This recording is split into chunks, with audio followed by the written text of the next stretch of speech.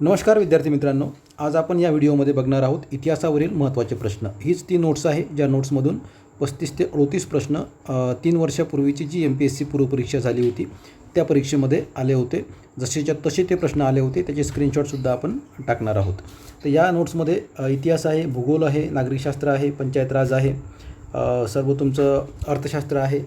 यामध्ये तुम्ही बघू शकता हा इतिहासाचा भाग आहे. इतिहासाचा भाग नंतर यामधले काही कायदे असतील, महत्त्वाचे कायदे असतील, काही पद्धती असतील, कायमधारा पद्धत असेल, रयतवारी पद्धत असेल, त्यानंतर तुमच्या राज्यघटनेमधील काही कलमं असतील, संघ लोकसेवा आयोग असेल, राज्य लोकसेवा आयोग असेल, महाधिवक्ता असेल, त्यानंतर मग राष्ट्रपती असेल, महाराष्ट्राचा भूगोल असेल, भारताचा भूगोल असेल, त्यामधल्या काही नद्या असतील, त्यांचे उगमस्थानं असतील, त्यांच्या उपनद्या असतील. तर अशा प्रकारचे जे काही प्रश्न असतात, महत्त्वाचे प्रश्न असतात, तर त्या महत्त्वाच्या टॉपिकमधले काही भाग आपण आपल्या या चॅनलवर अपलोड करणार आहोत. तुम्हाला जर गरज असेल, तुम्हाला जर वाटत असेल तर तुम्ही हे व्हिडिओ बघू शकता. त्या अगोदर आता या प्रश्नांची तुम्ही उत्तरं द्या जर तुमचा अभ्यास झालेला असेल तर. पहिला प्रश्न आहे, भारतीय राष्ट्रीय काँग्रेसच्या पहिल्या भारतीय महिला अध्यक्ष कोण होत्या? त्यानंतरचा दुसरा प्रश्न आहे, काँग्रेसचे पहिले इंग्रज अध्यक्ष कोण होते? कारण की अशा प्रकारचे प्रश्न परीक्षेमध्ये वारंवार विचारल्या जातात आणि विशेष म्हणजे MPSC पूर्वपरीक्षेमध्ये असे प्रश्न असतातच. इंग्रज अध्यक्ष विचारलेला आहे. मुंबईमध्ये काँग्रेसची एकूण किती अधिवेशने झाली? हा तुमच्यासाठी तिसरा प्रश्न असणार आहे. त्यानंतर चौथा प्रश्न असणार आहे की पहिली कामगार संघटना कोणी स्थापन केली? त्याचबरोबर कोणत्या वर्षी स्थापन केली ही सुद्धा तुम्हाला त्या ठिकाणी बघायचं आहे. त्यानंतरचा प्रश्न आहे, सतीची चाल निर्मूलनासाठी जॉन माल्कम यांना मुंबईमध्ये कुणी पाठिंबा दिला? त्यानंतरचा प्रश्न आहे, नारायण मेघाजी लोखंडे यांनी कोणत्या वृत्तपत्रातून कामगाराच्या प्रश्नांना वाचा फोडली?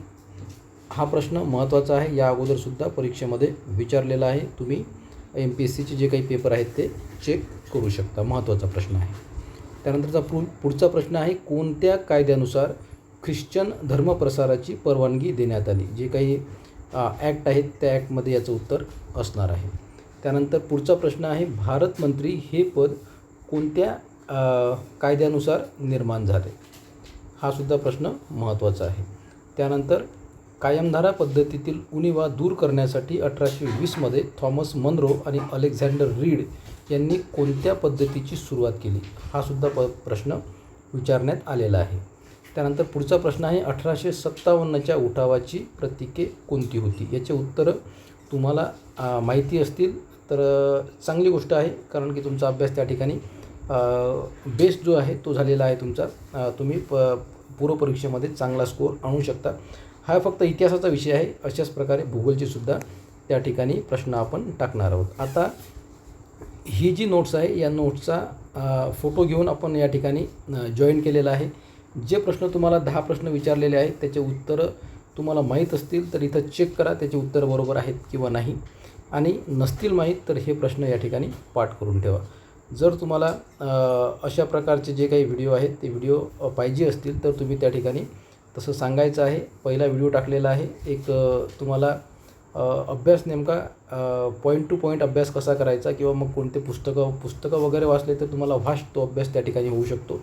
परंतु या नोट्समधला काही भाग जे विद्यार्थी, जेवढे काही 5-10 विद्यार्थी असतील ज्यांना अभ्यास करायचा असेल किंवा झालेला असेल तर त्यांना रिव्हिजन द्यायची असेल तर हे व्हिडिओ अशा प्रकारचे तुम्ही अभ्यासासाठी बघू शकता आणि अभ्यास करू शकता. ओके, धन्यवाद, थँक्यू.